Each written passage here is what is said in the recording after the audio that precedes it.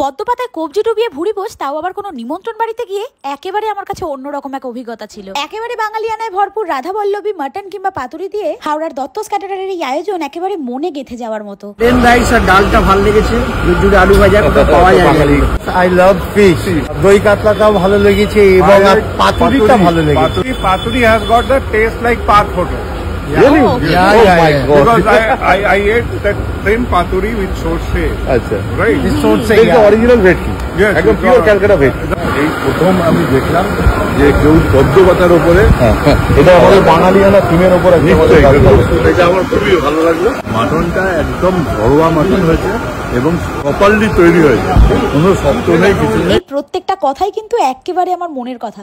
সত্যি এতদিন পর, মানে সেই ছোটবেলার পর এখনকার আধুনিক একঘেয়ে বিয়ে বাড়ির থেকে খাওয়া দাওয়াটা কিন্তু অনেকটাই আলাদা ছিল, টেস্টও ছিল দারুণ। চলুন আর বেশি দেরি না করে বরং আজকের ভ্লগ শুরু করা যাক। নমস্কার, আমি বৈশাখী ফ্রম হ্যাংলাস ডে আউট, আর আপনারা দেখছেন আমার সম্পূর্ণ নতুন একটা ভ্লগ। তো এই কয়েকদিন আগে হাওড়ার দত্তস ক্যাটারারের ইনভিটেশনে আমি চলে গেছিলাম ডানলপে একটা বিয়ে বাড়ি অ্যাটেন্ড করতে। তো বিয়ে বাড়িতে গিয়ে প্রথমেই চলে গেছিলাম স্টার্টার কাউন্টারে, আর প্রথমেই চোখ পড়লো অবশ্যই ফুচকার দিকে।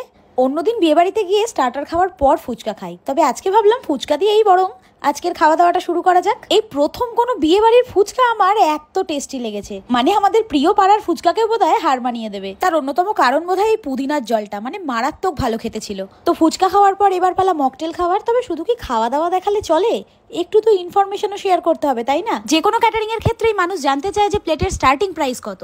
তো স্টার্টিং প্রাইস উইথ চিকেন হলো 350 রুপিস পার পার্সন এবং মাটন হলো 550 রুপিস পার পার্সন। আর এই দত্তস ক্যাটারারের বিশেষত্ব হলো যে এখানে কিন্তু কোনো ওরকম নির্দিষ্ট কোনো মেনু সেট করা থাকে না, বরং কাস্টমারের পছন্দ অনুযায়ী মেনু কাস্টমাইজ করতে তারা বেশি পছন্দ করেন। যেমন এই বিয়ে বাড়িটাই ধরুন, ইচ অ্যান্ড এভরি আইটেম কিন্তু কাস্টমাইজ করাই ছিল। আচ্ছা চলুন এবার স্টার্টার খেতে খেতে বাকি কথা বলা যাক। ফুচকা বাদে স্টার্টার ছিল 3 রকম, যার মধ্যে আমার সব থেকে ভালো লেগেছে ফিশ বল এবং চিকেন কাঠি কাবাব। আর স্টার্টার খেতে খেতেই বরং বলে রাখি, দত্তস ক্যাটারার কিন্তু হাওড়া, হুগলি এবং কলকাতায় তাদের সার্ভিস দিয়ে থাকে। আর এনাদের রান্না করা যে কোনো খাবারে কিন্তু এনারা ব্র্যান্ডেড মশলা ইউজ করে থাকে। আর এই রইল ঠিকানা ও ফোন নাম্বার। এবার আপনাদের নিয়ে যাব যেখানে মেন কোর্সের আয়োজন করা হয়েছে। এখানে বুফে সিস্টেম থাকলেও বসার একেবারে প্রপার ব্যবস্থা ছিল। আর এই আয়োজনের মধ্যে সব থেকে যেটা ভালো লেগেছে সেটা হচ্ছে পদ্মপাতায় খাবার সার্ভ করা। রাধাবল্লভী চানা মশলা থেকে শুরু করে ভাত, ডাল, ঝুরঝুরে আলু ভাজা, তার সাথে ভেটকি মাছের পাতুরি, এটা কিন্তু অরিজিনাল ভেটকি ছিল। আর শো স্টপার হিসাবে মাটনের নাম তো না করলেই নয়। যে কোনো অনুষ্ঠানে পাতে কিছু পড়ুক না পড়ুক, মাটনটা তো থাকবেই। লোভে পড়ে রাধাবল্লভী 2 পিসই নিয়ে নিয়েছিলাম। এত বছর পর কোনো বিয়ে বাড়িতে রাধাবল্লভী খাচ্ছি বলে কথা। আহা, সেই পুরনো স্বাদ ফিরে পেয়ে মনটা যেন ভরে গেল।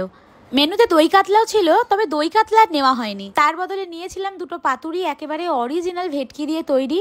আমি এটুকু জোর দিয়ে বলতে পারি যে এত সুস্বাদু ভেটকি পাতুরি আমি খুব কম জায়গায় খেয়েছি, মানে সেটা নিমন্ত্রণ বাড়ি হোক বা রেস্টুরেন্ট। আর গল্প করতে করতে আপনাদের সাথে এখানকার মজার মেনু কার্ডটা বরং চট করে একটু শেয়ার করে দিই। এখানেই আপনারা পেয়ে যাবেন যে মেনুতে মোটামুটি কি কি আইটেম ছিল। এরপর মাটন প্রসঙ্গে আসা যাক।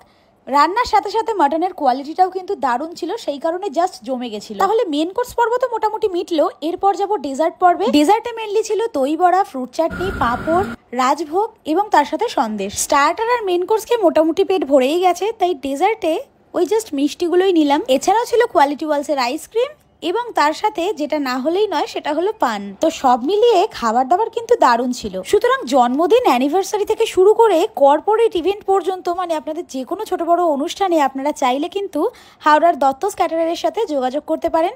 ফোন নাম্বার আর ঠিকানা তো আগেই আমি শেয়ার করে দিয়েছি। তাহলে আজকে আপনারা কে কোথা থেকে আমার এই ভিডিও দেখছেন কমেন্টে কিন্তু অবশ্যই জানাবেন।